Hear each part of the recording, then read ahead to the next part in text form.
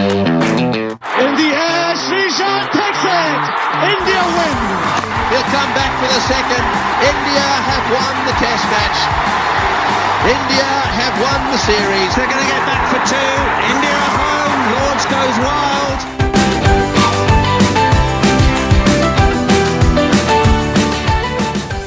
Hello and welcome to another episode of the 81 All Out podcast. I'm Siddhartha Vaidyanathan at Sigvi on Twitter, and I'm happy to be joined by three guests today for our podcast. We have Karthik Krishnaswamy, a cricket writer at ESPN Cricinfo, and I would say one of the most insightful voices in cricket today. Hi, Karthik. Hey, Sid. Good to be here again. Great. And we also have blogger and columnist Kartikeya Date, who has recently been anointed as the Prince of Data Literate Analysts. Hey, KD. Hello. Hi, how are you? Hi. And we have 81 All Out regular Mahesh Sethuraman at Cornered on Twitter. You can follow him on Twitter and you may think that he's tweeting about cricket, but he's often tweeting about badminton. But hey, Mahesh. Hey. Great. So today we are going to talk about slightly offbeat topic, but I think an important one about narratives in cricket and both overarching narratives as well as narratives that come up on a daily basis. This will go into aspects of how we tell cricketing stories, how we remember cricket, how what we give importance to when we talk about aspects of cricket, the cricketers and the cricketing countries that often get more play and higher priority when it comes to coverage than a few other cricketers and countries and so on. So I thought it'll be good to get different perspectives on this. There is Karthik, of course, who's covering cricket on a daily basis. I have covered cricket on a daily basis before, but now I'm more, I dip in and out. There's Kartikeya, who's writing from more an essayist and analyst perspective. And then there's Mahesh, who occasionally writes, and he's also watches a lot of cricket. So let me start with you, Kartikeya. The idea came from you because you have often mentioned how this can be this is a big problem while watching and reporting on cricket. So let me start with this example that came up recently in the previous test of the Ashes, where Steve Smith was batting, and there was this lot of conversation and memes and tweets about the way Steve Smith was leaving the ball, and the exaggerated leaves and the flourish with which he was leaving it. And you seem to have a particular problem with that. Can you explain and describe what your problem was with people going on about Steve Smith's leaves? I think there's this idea that there's a conventional way of playing, and then there are some people who are like odd outliers. They do strange things and they do weird things. So it's not just strange, but these things are weird. And so there's this constant one sort of constant effort in telling the story of cricket or building the picture of cricket is to keep specifying about what is normal and what is not normal, or what is right and what is not right. And often, when someone like Steve Smith comes along, he doesn't look like your normal player. So there's sort of this tendency to, exaggerate how weird he is. Whereas, if you actually look at him bat, then at the point where he meets the ball, he's absolutely orthodox. He's very still. He's in line with the ball. He plays the ball in front of below his eyes. He plays it late. He just has his own way of getting into that position. There's sort of an element of the peanut gallery to a lot of this sort of chatter, and so Twitter has made it very easy, because before people may have been doing it, but you would never know that they were thinking it. But now you know what they're thinking and you know what they're saying, and so these memes come up, and memes are great if sort of they reveal some deep truth.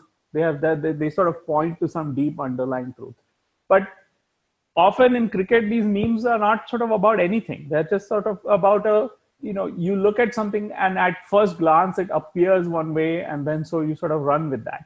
And so I think it does the picture of the game a disservice when you do that. There's sort of an echo chamber for which Twitter and Facebook and Instagram and podcasts and all these things are very, very powerful engines for building these for sort of echoing thoughts and creating ideas. They're also powerful devices for breaking down ideas, but the people who sort of want to sort of pile on to a meme are much larger than the people who want to break a meme down, right? So it's one of the reasons. So the end result of all this is that Steve Smith emerges as this weird person, this weird oddity. I mean, he's often described as ugly. Chandrapal was also often described as ugly. Part of the game is to say that, well, if he's ugly and he's so successful, then maybe the description of him as ugly is a little bit problematic, and we should sort of look at especially since they bat for so long and they never get out and they give you so many chances to actually observe what they're doing. Maybe we should try. Maybe we might learn something. This is sort of Steve Smith. The Steve Smith example is a sort of a great sort of instance of where narratives come from and what they feed on, and how they sort of gain momentum. Yeah, so let me bring KK here now. Steve Smith has been playing cricket for close to a decade now. I mean, probably slightly less than a decade. But even then, he's been one of the great modern batsmen for a while. And never before, at least in my experience, have we had so many former cricketers, populate the commentary box as well as the column spaces and everything. But apart from, say, a handful of instances, I remember Sangakkara and Nasir Hussain doing a masterclass on Sky about how Steve Smith's backlift and is actually pretty similar to Bradman's backlift while coming from second slip. And they, actually dissected his technique. But apart from a handful of cases, it seems we have criminally little bit of analysis of why Steve Smith bats the way he does and what makes him so successful. Do you agree? Yeah, totally. And it's not just Smith. Even I remember reading somewhere, I don't even remember where, but Bradman's grip was also very unusual, right? And apparently George Headley had a similar grip to Bradman as well. And I think it was Bradman himself who wrote, I could be wrong, but it was Bradman himself who wrote that, people called it unusual and whatnot, but there are a lot of successful players who've used a similar grip, but there's been no analysis of it. I mean, let's take the tennis example where you have like the continental grip and the Western grip and so forth. And right now, like you have Smith, whose bottom hand goes a long way around the handle, and a lot of batsmen, even Kane Williamson's bottom hand goes quite a long way around. But we don't talk about, I don't know whether it's because there's an assumption that the audience wouldn't be interested in it or that it would be too complicated or what, but there isn't enough actual description of why certain batsmen play the way they do and why other batsmen play differently and how that affects their game and makes them strong at some things and not so good at other things. So I think it runs right through the game and how it's written about and talked about. And Smith is the current extreme example of it. And the way he leaves the ball, he's been doing, I mean, you said he's been playing for close to a decade. He's been leaving the ball like this for at least 2-3 years now. And every time he does it, the majority reaction is that, oh my God, this is so hilarious. Like they're watching it for the first time. So yeah, it doesn't reflect very well on the people who are in a position to talk about him and reach a lot of people. Mahesh, I know you have thoughts about this. You want to add? One of the problems that I see in the current times is also because not a lot of cricket analysts and cricket commentators watch cricket beyond their geography, right? for example, an Azhar Hussain or an Atherton, I'm sure they're following quite a bit of cricket outside of England. But I don't think it's with the same level of depth that's required for you to have a fairly good opinion on it. One of my favorite cricket writers from Australia actually made this point in a conversation. He was saying, why is it that you allocate or you assign a journalist from the same country for a test match played by that country? Why is it that Aussie journalists have to cover an Australia-South Africa match? Why cannot an Indian or a Pakistani cover it? Then you bring a new angle. There's someone who's bringing a fresh angle, who's watching it with stakes which are purely cricket, who's not falling into the existing traps.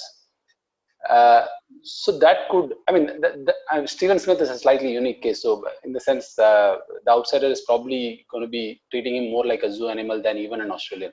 So that will not be solved by having that arrangement. But someone like Osman, for instance, writing about some of these neutral countries, neutral from his perspective, was always refreshing to read. So that is one problem that I see. With Stephen Smith, I think it's just that people don't watch enough cricket, or they don't. It's still a lot of hard work, to understand what's going on. I don't think ex-cricketers have that problem. I'm sure, like in casual conversations, even with first division cricketers, you get a lot of insights that you don't get from watching on TV. So I would be shocked if they don't understand what's going on. That's not the case. But it takes a lot of effort for you to actually get that across to the audience and not come across as less accessible or less appealing. It's much easier. It's like a box office thing, right? It's like, it's easier for you to tell everybody, oh, he's so idiosyncratic, he's like nobody else. So it's almost like feeding to the audience to the level of what they can understand. I mean, that's also one factor, is my sense. Yeah, I mean, I think the way we remember cricketers and the way we remember styles has always had this tendency to pigeonhole players. You have you mention any cricketer from the past, and you will find like that one word or one phrase that is generally associated with them. And mostly it's a cliche. Like swaggering arrogance of Vivian Richards or something like that. But I feel that now, especially in the last decade, with the echo chambers that Karthikeya has been talking about, and with social media, I feel it's just the pigeonholing has just become like 100-fold. Because now, Shivnarine Chanderpaul was a magnificent test batsman, right? I mean, he had so much. There was so much to talk about. I mean, there's this Rahul Bhattacharya piece, of course, but even that he wrote for the Cricket Monthly. But even apart from that, I mean, if you say Chanderpaul, there are multiple things you can talk about. But the first thing that people will bring up is his stance and the ugliness and the ungainliness with which he batted. And I think, as we go along with Steve Smith, and I fear, and it'll be quite a shame, that he is going to be associated with that style rather than the substance that he's bringing. I mean, here you're talking about a batsman who's probably one of the greatest since Bradman, and you are then tagging him as this unorthodox sorcerer, magician, whatever word you want to use, and doing him a extreme disservice. I mean, I think Karthik, even recently, you mentioned this about Viv Richards as well, right? How by the passing day, he seems to just be one thing and not so much that he was.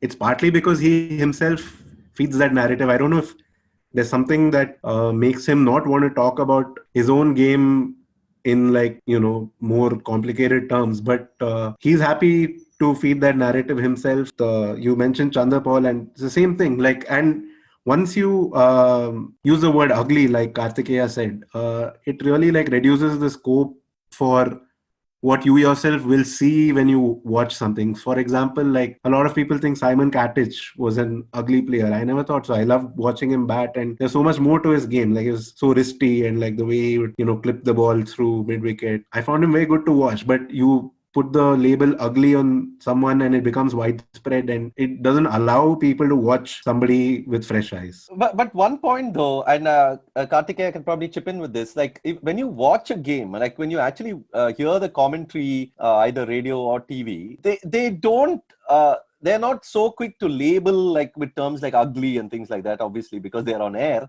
But at the same time, there is this huge urge to simplify. Even though they have a whole day to talk about and they have expertise in the form of former cricketers, there is very little attempt to actually get deep into the complexities, right? It's more like, let us distill everything into one line. Some of it is, I think, as I think Karthik said, or I think it was Mahesh, some of it has to do with sort of them catering to a market. They do some market research and they find out that, oh, this is what people want to watch and this is what people want to listen to, and this is what is more likely to get people to stop switching this television station, and then that's what they offer. I mean, I've talked to some commentators, and I've talked to some, and we've talked to some commentators, in fact. And Subhash has also talked to some commentators, and they say that the amount of direction you get from the director of the broadcast is significant, and that especially with commercial breaks, there isn't really that much opportunity to break things down, except for and that's one of the reasons why apparently like Sky and all these people, they have that third person whose job it is to sort of build these capsules of they will break down somebody's technique or they will break down somebody's bowling action or something like that every few overs, once or twice a session. So that emerges because there isn't apparently that much opportunity to sort of discuss this. Whereas there was another model where you had sort of the color commentator and then you had the summarizer, and the color commentator would do the ball by ball and then the summarizer would sort of reflect on what's going on. That was a different system. So, but I mean, I think the live commentary is sort of, it's not really involved in sort of, it doesn't, how should I put it? It doesn't really interest itself in sort of drawing on sort of prevailing narratives or contributing to them, because they are like too caught up in sort of trying to describe the action in front of them. So most of the narrative mongering happens sort of at the end of the day, I think, and it comes from the press box. It comes from people who are, like for instance, like there are some things which narratives will never ever abide, right? So for instance, Steve Smith is getting booed in England, right? And he got booed even after when he came back to bat after getting hit. When was it? On the fourth day. And I read like 4 or 5 English publications, the Cricketer and the Guardian and a bunch of others. And of course, all the liberal voices were that, oh, this is terrible, this is rude and this and that. But there was no willingness to actually engage with what was driving this booing.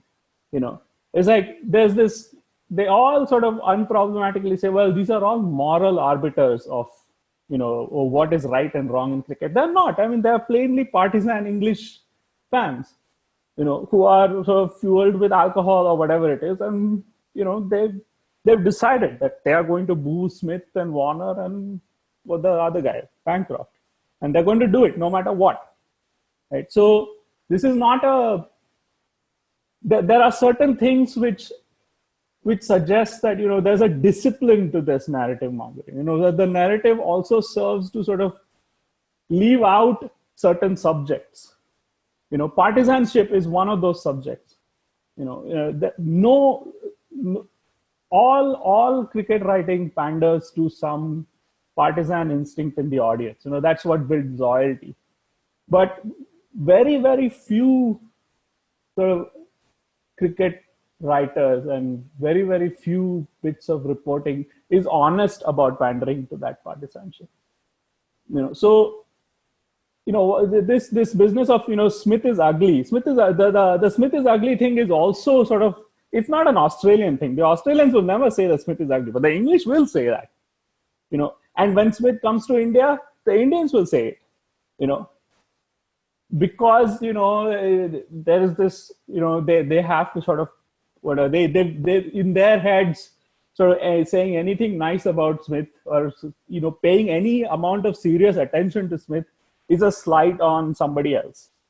So there's sort of this, I don't want to use the word, but the word for it really is dalali. There's sort of it seems like they're constantly in pursuit of some sort of elusive balance, where they are sort of, the narrative serves to, create this sort of stable view of things, and it reinforces itself, and then sometimes a great player comes along and just blows everything up, like Jofra Archer has now, but then that's just co-opted, and that becomes some new narrative of its own, which is itself then very, very difficult to get past. But it's a very powerful and stubborn device. I don't know what to do about it, frankly.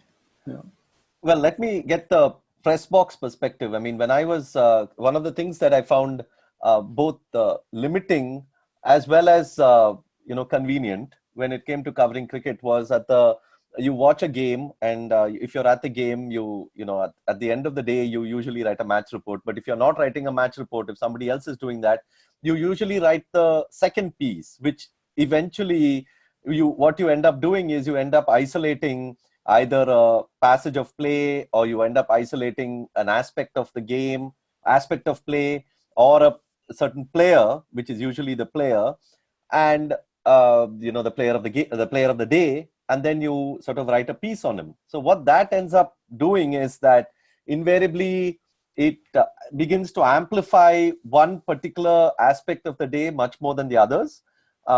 And I guess one of the reasons why people do it is the pressures of economics, because the moment you write about a Steve Smith or a Virat Kohli or any of these big players, you automatically get clicks, and so people want the piece on the player of the day or the performer of the day. You spoke about clicks, right? And I don't know if it was any different in the pre-internet era. I don't think it was, because the sort of pull of like the individual performer and writing about that individual, I think that transcends everything else. What it does is that it overwhelms all observation, because everything is then already, you already know what the story is. You're just filling in the particular. I mean, there was this very interesting thing. I have a friend who's a musician, and he was writing this thing about, how music reviews are written. And he said that, some of these newspapers, they have like one formula for writing a review for a concert by a young musician, one formula for writing a review for a mid-career musician, and one formula for writing a review by a legend. All their reviews are the same. So they're not really reviews of music at all. They're not really reviews of the concert at all. They're just sort of reinforcing the same story over and over again. And it's a complete fiction. It's not a real story. It's not a story of anything that actually happened. Interesting that you bring up music, because I wanted to get Mahesh in here. Mahesh, I know you follow a lot of tennis and you read about a lot of tennis. But one thing I've noticed in tennis overall is that they somehow, at least the writers who I've been reading for a while, they somehow manage to stay clear of this winning the important moments. I mean, of course, even in tennis, in the fifth set, if there's a tie break in the fourth set, or if there's that break point in the fifth set, that there is a trap to fall into, that this player won that. But overall, when I read stuff, they seem to describe the whole match. Have you felt that too? I think you've just been more selective about your tennis reading. So this phenomenon exists in tennis as well. I mean, for instance, tennis is blessed to have someone like Tigner. And Tigner is someone who's played tennis and whose analytical view of tennis is very similar to the way he's played. I mean, it's an extension of his playing days. So when he writes about tennis, he's not writing. In fact, it's a point that Mukul Kesavan makes about Indian fans when he used to be a good cricket writer 20 years back, where an Indian cricket fan is predominantly someone who's just grown up watching the game. He's never played the game. He's just been always an armchair fan. You can actually extend that to Indian, not just Indian, a lot of cricket journalists, especially Indian actually. I can't quite say that about Australians and Englishmen. They have had access to clubs and they've played. So in tennis, that problem exists. But once you get someone like Tigner who's grounded, who follows tennis throughout the year and who follows pretty much all levels of players and all kinds of tournaments, and who has a stake in writing about Federer as well as writing about, like someone who's a qualifier, and who is not there to, for instance, if you notice Tigner's press roundup during the Wimbledon, he used to do that. It was quite a funny tour diary of sorts that he used to write, where he used to read all the English newspapers, and he always picked on Simon Barnes. Always. He's the kind of guy who wants to put himself out there. He's the kind of guy who wants you to remember Barnes more than what he's writing about. And Tigner is the exact opposite. At the end of the day, it's even before, like Karthik was saying, even before the SEO days, there was this great urge to write about an individual performance, partly because that's what you see. It's difficult to watch a game like cricket closely for 6 hours in a day. It's easy to kind of be drawn into the trap that the whole world is watching this one man or one, few people, few special chosen people. And the other thing is, the more focus light you throw on them, you get more focus light as well. So when Simon Barnes writes about Federer as this second coming of whatever God, and with such great flowery language, he's also building his own brand, which is almost impossible if you write about Baghdadis, for instance. The other point I wanted to make is for instance, when we're talking about narratives, I'm a lot more, let's say, accepting of things that get said on commentary because it's live, and match reports because you have deadlines and all kinds of pressure. But it's this sort of narrative which gets built over time. For instance, the way people talk about Pujara or write about Pujara, and Karthik is a great exception to that. But in general, I'm okay with someone like Chandapal or Stephen Smith, if some people call him ugly, like Karthikeya said, it's basically saying, I don't want to be seen as talking too highly of him, which is to some extent understandable. But with Pujara, the problem is the exact opposite. These are the guys who are champions of Pujara, who tell us that he's the true test batsman, or like Mukul Kesavan wrote, he's the next Gavaskar. Whatever, but they never write about what makes him that good test cricketer. The fact that they talk about his patience is a gross indictment to his ability to attack. And for a guy who made his debut with such a stellar chase, and the way he plays spinners is arguably on par with any Indian batsman has ever played, both attack and defense. You could even compare him with Lakshman and Lara. He's in that league, almost in that league. But very rarely you make that case, right? With Kohli, we are ready to compare him with fucking Bradman and Sachin. Even in one aspect, right? Even if he falls short in test cricket, we are happy to include other categories, saying nobody's played T20 one day and test cricket as well as he's done. But why can't you just focus on playing spin and put Pujara on a pedestal of batsmanship, not necessarily of Brahmanism? So you're saying that even though they revere Pujara, they're not telling us what makes him so good? Nothing at all. What have you ever? There was Karthik. Just correct me if I'm wrong. Was it your piece after the Ranchi innings, the match report that you wrote, which is a fairly long report? Yeah, that's the one. Yeah. I think that's about the most insightful piece on Pujara that I've read, and that's a match report, not even a long form piece. That says so much about what gets written about Pujara by Karthik's own peers. Okay, so the issue here is, okay, let me bring Karthik in here then. Not to talk about his peers, but to talk about is it a lack of understanding? Is it a lack of interest, or is it the need and the necessity to look more at characteristics like patience and all the other characteristics that people can talk about, and also trying to place Pujara in this kind of, which I think is also an imaginary scenario, where apparently you have, the death of Test cricket, and then you have batsmen like Pujara who are all dead, and Pujara is this last bastion of batsmanship of the old kind, which again is a bit of fiction, because there are quite a few batsmen around the world who are doing exactly this. In fact, who are doing it at a much more slower rate, who are batting at a much more slower rate than Pujara. But do you think that all these play into the fact that then what Pujara is actually doing is forgotten? I mean, even people like Manjrekar and others who should be knowledgeable enough to tell us what exactly Pujara does right and what he does wrong, often don't. I don't know about the experts like Manjrekar and stuff. And to be fair, there have been times when Manjrekar has actually analyzed him really well, where I remember him talking about, there was this period of time where he was getting bowled more than LBW quite often. And, he spoke about, because he plays so late, and that if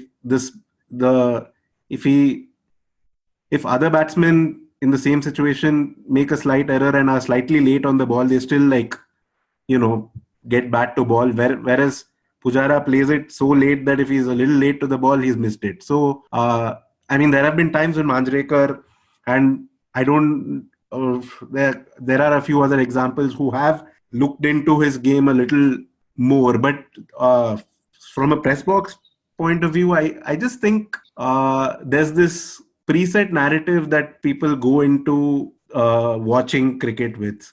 Then whatever happens on that day, they kind of mold that to fit this narrative. And to me, it just feels like people don't watch closely enough, or watch with an open enough mind of, let's put away this idea that we are going to, at the end of this day, write something about the day's play. But let's watch and see what happens. And I can't speak for other people. I don't know what goes through their mind, but it just feels to me that there are these preset narratives. And the other thing about the preset narratives is it kind of passes on from one person to another. So somebody writes something about Pujara, and the next person on the next day's play, in the next match when Pujara is still batting, looks at Pujara's innings through the lens of what has been written before, and that continues as it goes along. How easy or hard it is for you and for sports cricket writers in general to follow cricket all over, because it seems that from the writing, from a lot of the writing, it seems that people are not really watching cricket from everywhere else. Because I remember, there was an innings Pujara played in Melbourne, and people were talking about his slow strike rate and how nobody these days, bats in that slow way in this T20 era and things. But if you just do a quick search, even, you would know that there are batsmen all around the world who are batting pretty slow. And is it also like people not able to watch things, which means that some innings then become, there's a lack of perspective almost from a global angle? Yeah, from my own experience, when I used to work with newspapers, I was with the Hindu and Indian Express. I was covering other sports as well and stuff like that. So, and our focus, like Indian newspapers would focus on Indian cricket. So you'd be covering way more Indian domestic cricket, but you would not have to do anything related to a, New Zealand, Sri Lanka game. Whereas now at Cricinfo, it's different, where I might have to do commentary for a West Indies Bangladesh test match, and just through necessity and just through doing it, I watch more. I can speak for myself that I watch way more cricket, way more neutral cricket than I used to before. It does exist that people don't watch enough, but even if you don't watch, I feel that you've got to have you've got to at least read about what's going on in the rest of the world and follow as far as, okay, these guys have done well and I need to know a little more about them. It's not really a question of, whether you're kind to someone or whether you're harsh on someone, or, whether you watch every game that's ever played. And the point is that if you are going to write about something, and if you're going to tell other people about something, and it's going to be published, then you have to sort of do it to a certain standard. No, there has to be a certain ambition to show something in what you write. No, it cannot just be that something is the case because you said that it's the case. You have to be able to show that it's the case, so that someone else can also, piece together things that you put out there and say, oh, okay, this is the picture. I'll sort of give you an example, right? I have now got experience, albeit, a little bit of experience of writing for like a cricket publication like Cricinfo, and for a newspaper website. And I also do like in my day job, I also do like academic work, right?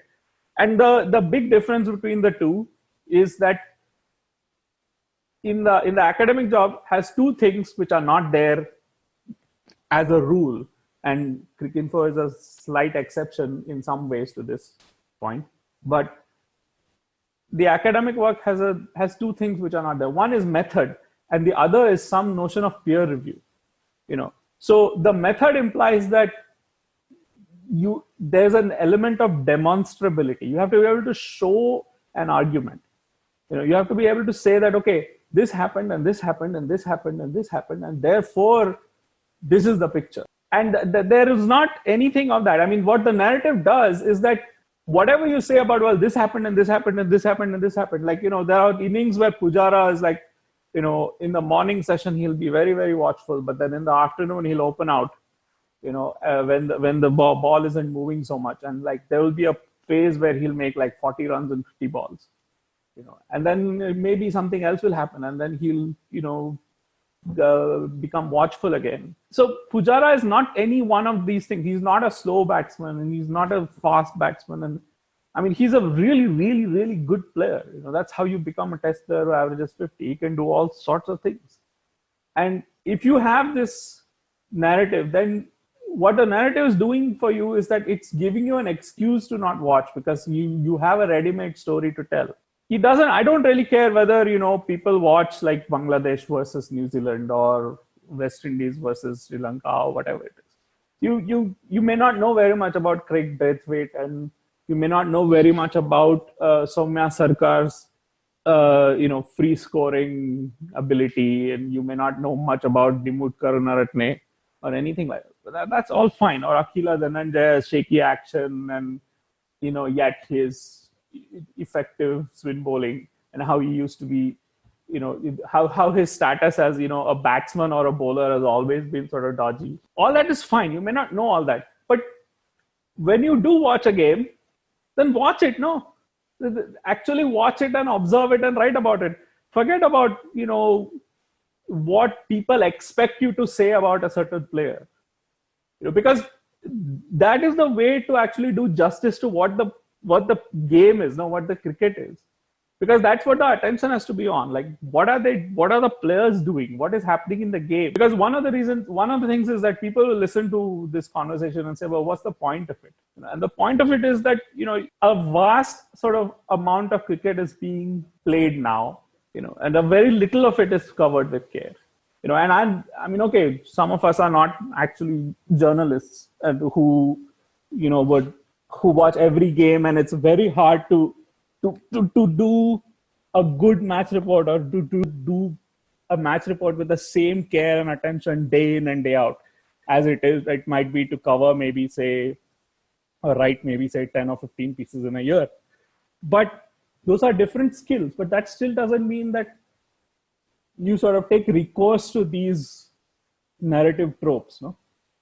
But people are doing that. So I don't really care what conclusion they reach about Pujara, or what picture of Pujara emerges at the end of the day. But let it be a picture which is actually something to do with careful observation, something based on careful observation. Because if it is not, then it's a lie, basically. It's complete fantasy. It's not really anything to do with anything which happened. Yeah, the problem though of people not watching all these players from Sri Lanka, West Indies, New Zealand is that then their perspective becomes totally warped. Like recently there was a tweet from Saurav Ganguly that said that England and Australia, the Ashes is what is keeping Test cricket alive. And then Harbhajan Singh retweets that and says that yeah, only England, Australia, and India have high standards in Test cricket, and maybe New Zealand and New Zealand. And so basically what that tells me is, number one, you have erased Sri Lanka, West Indies, South Africa, and everyone else, Pakistan. You basically erase them from the test map. And secondly, this notion that Ashes is keeping Test cricket alive, which is of course reinforced by people like Shield Berry, who wrote an article saying that a true test series is one where you play 5 tests, and that is where that is the highest form of Test cricket or something like that. And so automatically, I mean, economically, you have there is already a huge marginalization between the big three and the rest. But now narratively also, the marginalization continues. So when somebody like, when West Indies beat England in that series, there was but there was not a single mention of West Indies' performance over the last 1.5, 2 years, which has, if anyone has followed West Indies cricket for the last 2 years, you know that this win against England was perhaps a surprise, but these guys made it out to be a bolt from the blue, because it seems evident that they haven't really followed what came before. Yeah, and especially with England, because West Indies have actually beaten England in 2009 also. When you stop observing and when you sort of borrow from cliche, then you have nothing to hang your hat on. You're just sort of saying stuff which is not true, and more importantly, you're saying stuff you don't care that it's true. You're saying stuff because it is the sort of the in thing to say. It's not even the safe thing to say, because, I mean, come on, this is cricket. It doesn't really matter what you say, right? But you should still be right? You should still try to be right. Talking about the one thing I want to bring out, though, is that we have spoken a lot about current situations and the narratives that get built up based on the current scenario. But there's also narratives that get built up over events and eras in the past. And, those narratives are very, very, very difficult to shake off. I mean, sometimes even more difficult than the current ones. I mean, these could be like, tropes like South Africa choking in ICC events. These could be pop culture, sort of pop psychology, like Tendulkar's, how Tendulkar was emblematic of post-liberalization India. These could be how Ganguly was a great captain because he took over the side post-match fixing, etc. Kartikeya, I know this is a topic very close to your heart. These could be, I mean, anything, the overarching narrative. Fire in Babylon. Fire in Babylon being the classic example of how cricketers who came before Lloyd's team were all calypso cricketers who played for fun, and then Lloyd and his whole team then made them into a ruthless force that nobody could stop, and things like that. How does one go about even I mean, you can challenge them, but they seem to be so deeply ingrained that it becomes very difficult to even question many of this, isn't it? Well, I mean, the difference is that, like, if you build a story about Chanderpaul, right, then when Chanderpaul was playing, he could still make 170 balls in the next test match, and then your story would be in trouble, right? So, but like with the past, it's like they're not playing anymore. There's no new information, which develops to sort of challenge the narrative. I mean, there could occasionally be an interview with a player who says something about the past, but that's about it. Yeah. Yeah. I mean, there's no new event which occurs, right? So that's sort of set. I mean, it's sort of it's a symbol of the present. And I'll tell you how. I'll give you a great example of how this narrative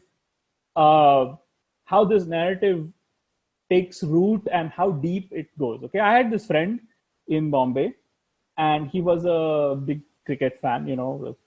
very typical cricket fan. We used to play as friends after school and whatnot. And I met him a few years after school. And he was very excited. He told me, I met Sachin Tendulkar. And I said, oh yeah, well, very nice. Did you get an autograph? And he said, well, yeah, not only that, I had a conversation with him. I said, oh, wow, very nice. And he said, well, so I asked him, well, what did you discuss? And he said, nothing. I encouraged him. I told him to play his natural game. Now think about it.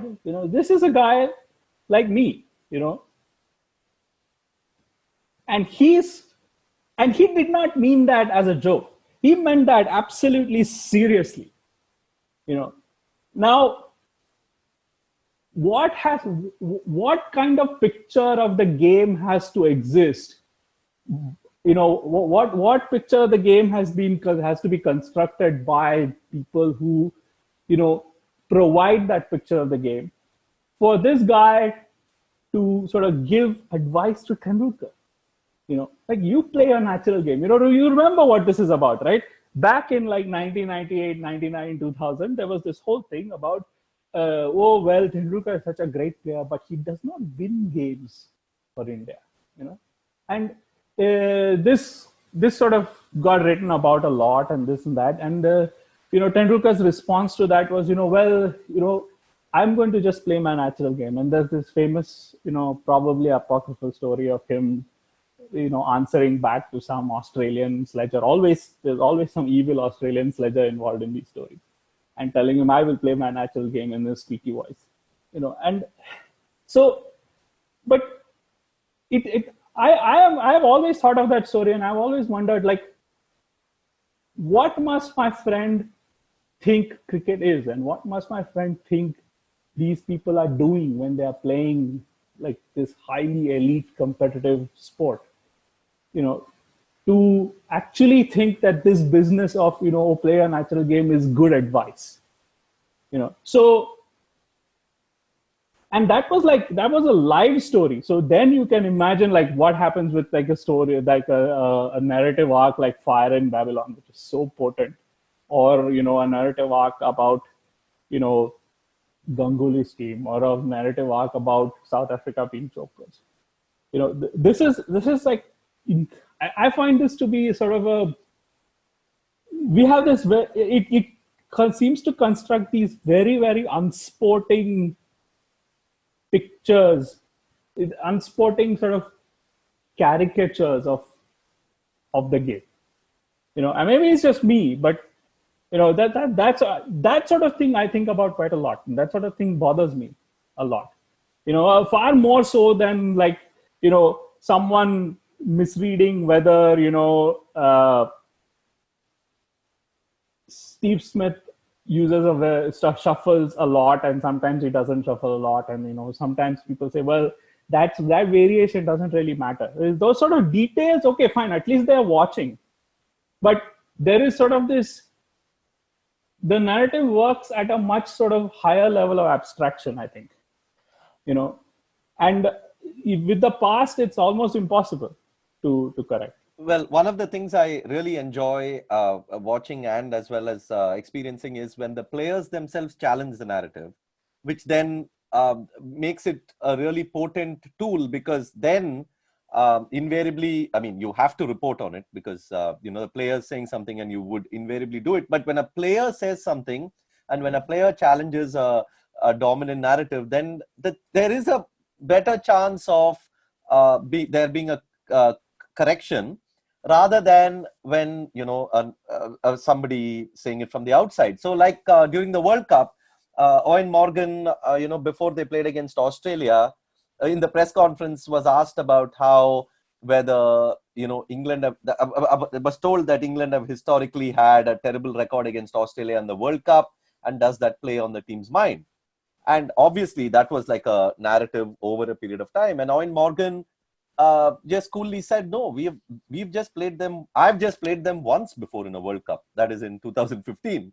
And I said, I don't know what you guys are talking about. Because it doesn't matter to Eoin Morgan if England lost In to Australia in 1999 or whenever in 2003.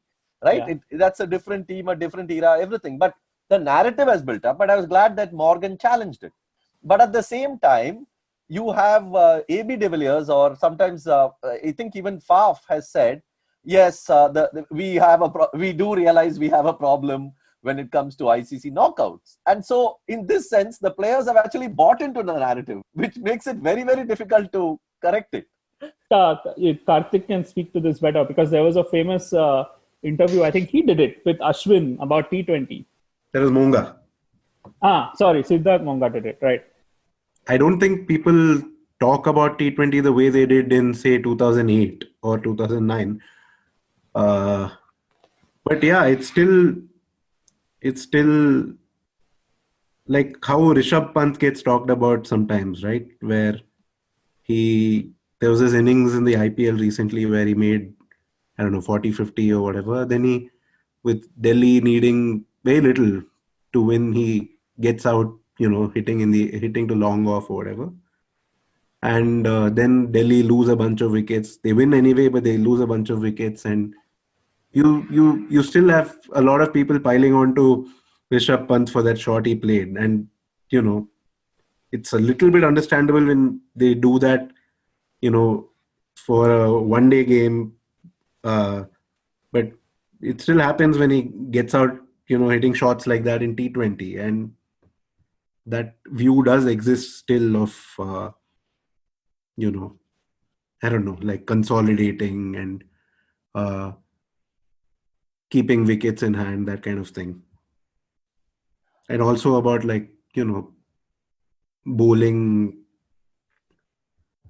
T20 bowling especially is like a weird thing where if something works, then it was a good plan in the first place. If it doesn't work, it wasn't.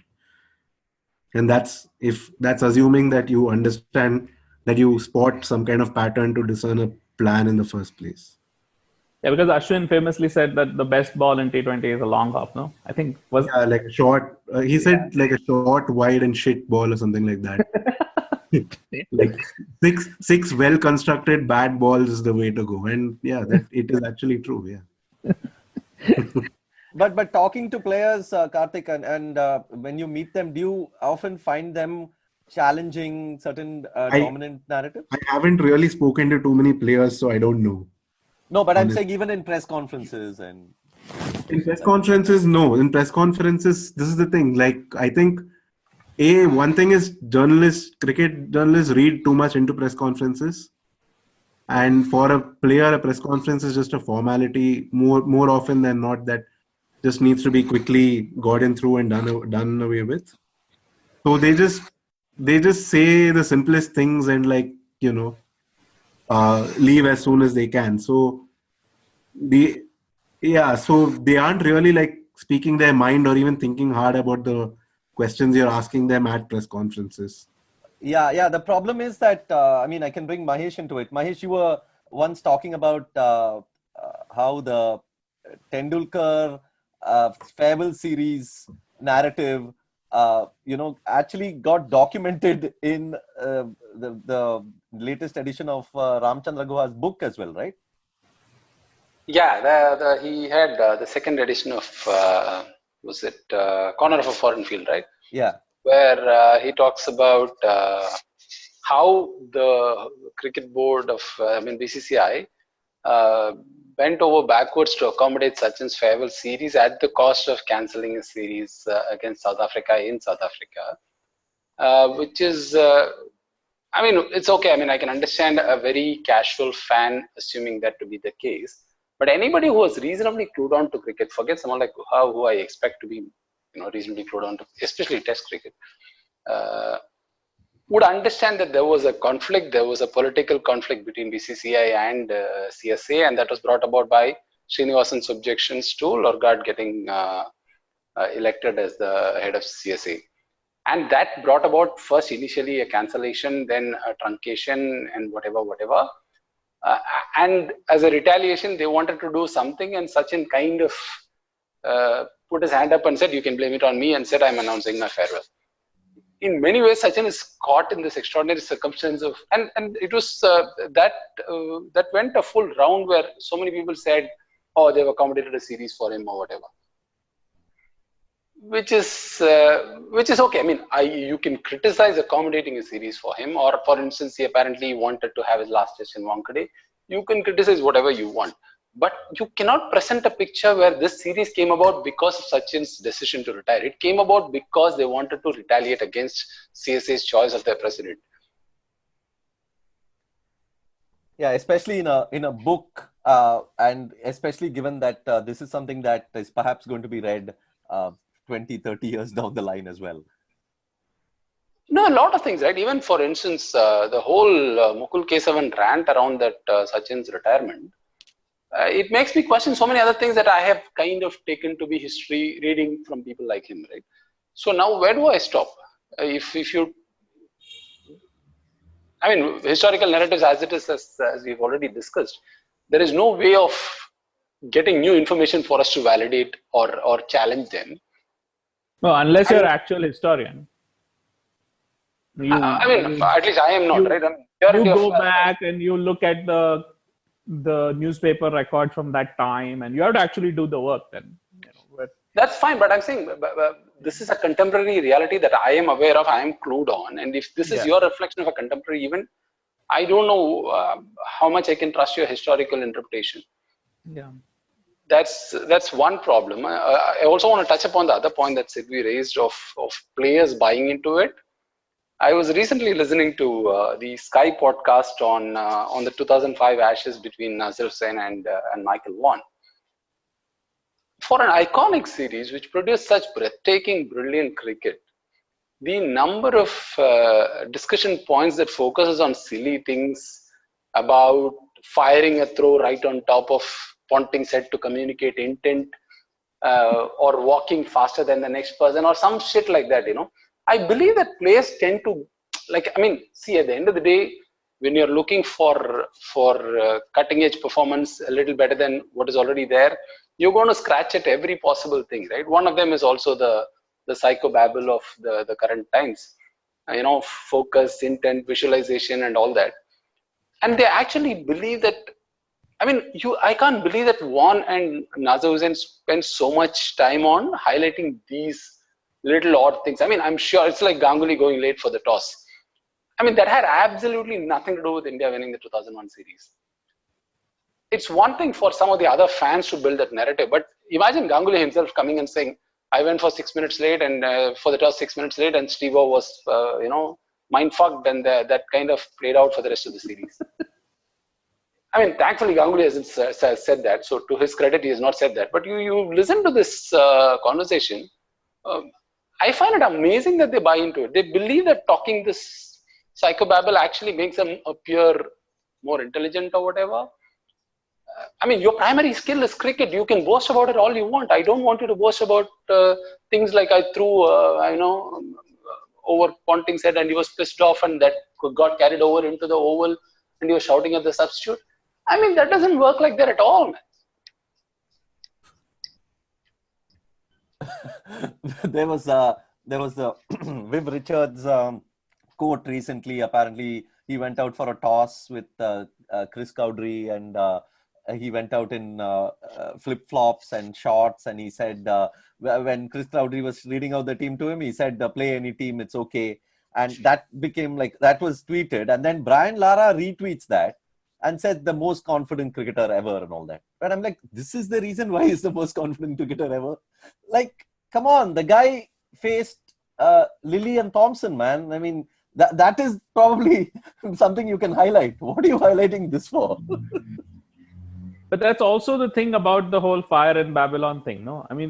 These are you take these really, really highly accomplished professional cricketers, right? Who play year in and year out for over a decade, and you reduce it to some sort of, you reduce the whole thing to some martial metaphor, and the whole thing about 1976 English team under Tony Gregg, this was a really, really bad, one of the worst English teams since the Second World War. Right? It was so bad that they had to recall a 45-year-old Brian Close to bat in the middle order. I mean, even today's England middle order is not going to invite Michael Vaughan to come back and play for them, right? But that one did, and it's the whole beating that team is not some big accomplishment, especially since West Indies won in England in '66. They won in England in '73. They won in England in '63. They won in England in 1950. They only lost in '57 when, Colin Cowdrey and Peter May figured out a way to play Sonny Ramadin and Alf Valentine. Actually, they used pad play, and England went on to beat West Indies. And they lost in, England won in 1969, when, West Indies are in transition. But it takes less than 2 minutes to work out that, hey, West Indies usually win in England. Why? So why is this 76 win suddenly such a big thing? But apparently you can build you can make a whole documentary around how amazing and revolutionary this one series win was and what it set off. And it makes it insults our intelligence, no? But yet it's there, and that's what I'm fascinated by the fact that even though it so obviously insults our intelligence, it still exists and it still persists and it still has this power. That I find fascinating, and that I find worth challenging also. So that was sort of the point of, this subject, Yeah. So, but is there a place for this kind of stuff, or is it just going to be always in a niche audience, some corner of some publication? No, but Karthikeya, you can talk a bit about this now, because do you feel that historically, given the way cricket is recorded, cricket games are recorded, and the numbers associated with the cricket game, and given that only off late, with a few websites and Cricinfo's control percentage and CricViz puts out a number of numbers here and there, do you think that the absence of numbers from a historical context is something that is also a big problem in shaping these narratives, and that now going forward, do you see that the data and the numbers playing a big role in actually debunking as well as forming fresher ones? Well, I mean, I'm sure there's no question that having sort of a systematic record of the game beyond sort of just counting the runs and counting what happened on every delivery, in terms of how many runs were scored and how many wickets fell. Beyond that, keep building a record beyond that, Karthik and all his, when he does ball by ball and his scorers do, for instance, with the control, that has definitely changed, or that has definitely changed sort of the picture that is available of the game. Whether writers are willing to adopt it or not, that sort of has to do with sort of mathematical literacy, and that's not a literacy with the data. That's not a literacy about who scored how many runs where. It's a literacy about what is the mathematical record of the contest. What is the difference between an action and an outcome? What is the difference between, for instance, I'll give you one small example. In the last 4 or 5 years, there's been a lot of these analyses about the effect of drop catches. And there was this one very interesting analysis which sort of said that, well, drop catches don't really matter. What really matters is how many chances you create. Because over the long run, they showed that, well, all teams are taking catches at more or less the same rate. And the fact that you're counting drop catches is also not indicative of anything useful, because if a player doesn't go for a catch, it's not going to count as a drop catch, right? Whereas if a player goes for a catch and drops it, then it counts as a drop catch. So when you sort of have this video record, and when you sort of start trying to build this kind of secondary record beyond X runs and Y wickets and whatnot, the X run rate and all that, beyond the traditional scorecard, when you sort of start building the secondary record, then you sort of get this opportunity to look at different types of relationships and different types of causalities. And that's starting, but I'm not at all confident that it will ever get into the mainstream. Now, the experience of baseball says that it may, because in baseball it has, but baseball is a unique situation in that Major League Baseball, which is the body which governs the game and organizes all the game, they have themselves taken up the job of like collecting data and providing an API, and they have taken it on, and ICC has not done anything comparable, right? It's so I think it will require sort of a whole generation. It will require a new generation of people, because I don't think the existing generation is going to adopt it. But it will change, hopefully, what you see in the game, right? Because nowadays, like Cricinfo, for example, they will provide things like, well, in the first 10 overs of in the India-New Zealand World Cup semi-final in the run chase, India's batsmen missed 11 balls. They were not in control of 11 balls, and they lost 4 wickets. That's a relatively large number of wickets for only 11 mistakes, right? Whereas in the final, when England were chasing, they missed 16 balls in the first 10 overs, and they lost only 1 wicket. So once you have those two facts, you have to reckon with the fact that, well, England were perhaps unusually lucky in the first 10 overs, and India were perhaps unusually unlucky in the first 10 overs.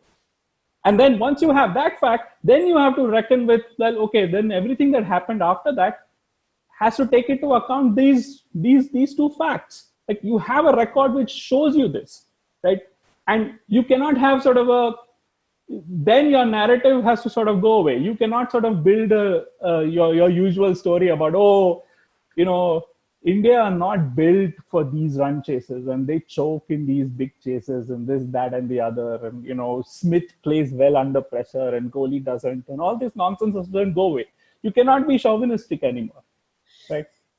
But that, you have to have people who are prepared to do that, and I don't know that how many of such people are there. I mean, Cricinfo, I know they're there because I talk to them, and for one thing, I think control is probably the single most elegant measure in cricket, I think, right now, because it gets to sort of the nub of the contest between bat and ball, I think. I think CricViz have a lot of very good data, but they don't, what they do with the data is, they could be a lot more imaginative with it, I think. But they're trying. They'll do better. They at least have data. They could start with being less juvenile to begin with. Well, yeah, but they'll grow. They'll find new people. But they have the raw material. No, they're bothered to collect the raw material. They're bothered to care about collecting the raw material, right? And actually, this is something which started with Cricinfo. Like, before Cricinfo started Stats Guru, I mean, this is a question that you guys should answer, like Sidvi and Karthik. Like, how many newspapers have a database of cricket matches? They don't. They all rely on Cricinfo Stats Guru. So what did they do before that? Before that, they just used the rudimentary scorecard archive. And of course, there were statisticians who worked for the newspapers, who would, often there would be people like Mohandas Menon or Sudhir Vaidya, who were basically BCCI statisticians who would provide data to them. Who would provide like stats and facts and figures and averages and all those basic data, nothing close to what the CricViz provides, but the basic stats, they would provide them. Yeah, and what's happened is that Cricinfo was actually a new form, right? And since then, there have been others who have tried to do what Cricinfo does and compete with them, right? Like whatever are the one Crick Buzz, they do also do ball by ball, and they also have a scorecard archive in some limited form, right? But one of the things I've been struck by is that the internet has not really changed the form of the scorecard. Even on Cricinfo, all their new data like control and all this stuff. So you're asking about, how is all this is it going to change narratives, and is it going to change how we discuss cricket? I think one of the interesting things is that even with these new things, Cricinfo's has like the traditional scorecard, and then their live commentary with the live score, and then on a separate tab they provide all their other data. Right? But nobody seems to have sort of worked out a way to put it all together and present a different visualization, a different picture of the test match. Because the scorecard is actually a data visualization. No? Yeah. I mean, I have another. And in the old days, like there used to be this whole thing about grounds having great scoreboards, like distinctive scoreboards with distinctive designs, and like these used to be like great features, and in baseball, this is even more because they used to also show like the out of town scores. So this was a whole form of data visualization, which on the internet, sort of the most common version of it is like the score blur. What is it called? The score widget, the live score widget. But it hasn't really changed the form in which the score is the game is presented. Which I find fascinating that it hasn't. I would have thought it would have by now. Yeah. The other thing that I've been thinking about is that you've got more data in the game, at the ball level now, but most of it isn't like publicly available or even available to the public via paying some kind of subscription fee or whatever. So the scope for like people outside, say within Cricinfo, we've got certain things like we've got a stats guru for like domestic cricket as well. We've got ball by ball stats guru. It's not available to the the guy sitting I'm painfully aware of this fact. Yeah, and I feel it should be opened up, right? Like whatever tools you have, you open it up, and that's how the way the game is talked about develops and like grows, becomes better. And well, yeah, I'm sure they have reasons to not do that, but yeah, there's and not just Cricinfo, but even outside. And it's not like, I don't know if other people using other kinds of data are monetizing it in any way, but it would be nice if it's available in like somehow. The CricViz people they have an arrangement with the television broadcaster, no? Yeah. They provide, so.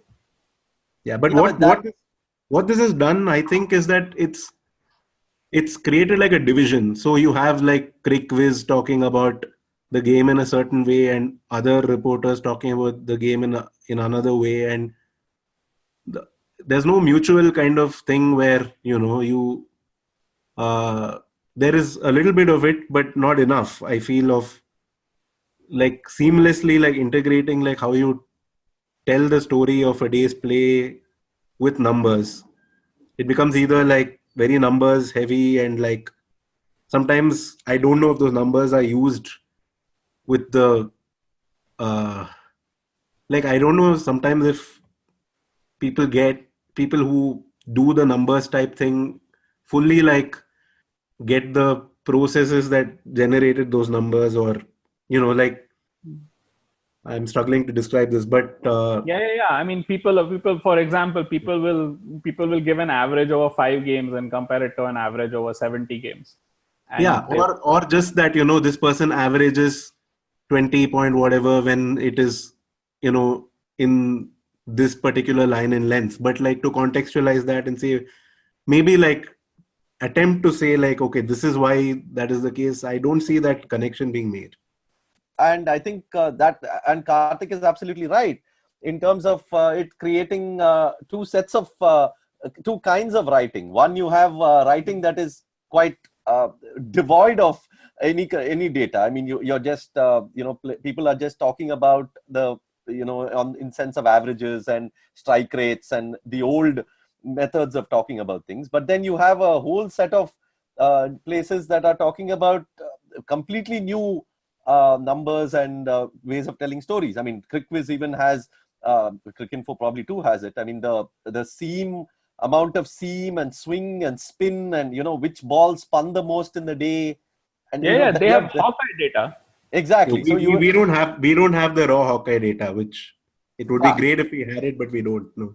Yeah, but one problem though I have with this level of data is also that you then begin to think that you then begin to construct narratives that are sort of almost totally reliant on these. So you begin to say that this bowler got the most spin on this day, and then you start to make the mistake of implying that he was the best bowler of the day. But very often you don't have to spin the ball by the most degrees to be the best bowler of the day. You can just spin it by an inch and still be the best bowler of the day. So, that also is something we need to sort of be cautious about. Yeah, right. Absolutely. Because all that the data is telling, all that the Hawkeye record is telling you is how much the ball spun. It is not telling you that it was good or bad. The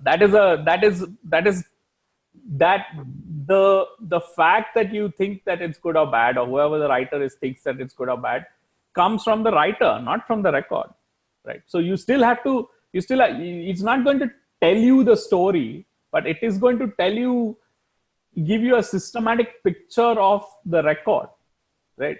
So then you cannot do things like, as Karthik gave the example of describing a 100-over match by paying inordinate amount of attention to the last 3 overs. So thanks guys for joining. It was great to discuss this topic, and hopefully we can catch up soon for more podcasts. Thanks Karthikeya. Thanks KK. Thank you. Thanks. It's been a pleasure. And thanks Mahesh. It's been late for you, but thanks for joining in. No problem at all. Cheers. So that brings us to the end of another episode of the 81 All Out podcast. Please subscribe on iTunes, Spotify, Google Podcasts, or wherever else you prefer. It would be wonderful if we could leave a rating and a review so that more people find us. You can also follow us on Twitter at 81 All Out and check out all our previous podcasts and articles on our website, 81allout.com. In case you're still listening, here's a shout out to our sister podcast on regional movies, whereistheotherbanana.com. You can follow them on Twitter at theotherbanana and watch out for updates on all the movie reviews and discussions that they put out. As always, we would love to hear your thoughts on the work we do, so please send us your feedback. Goodbye. In the air, Srijan takes it. India win. He'll come back for the second. India have won the test match. India have won the series. They're going to get back for 2. India home. Lords goes wild.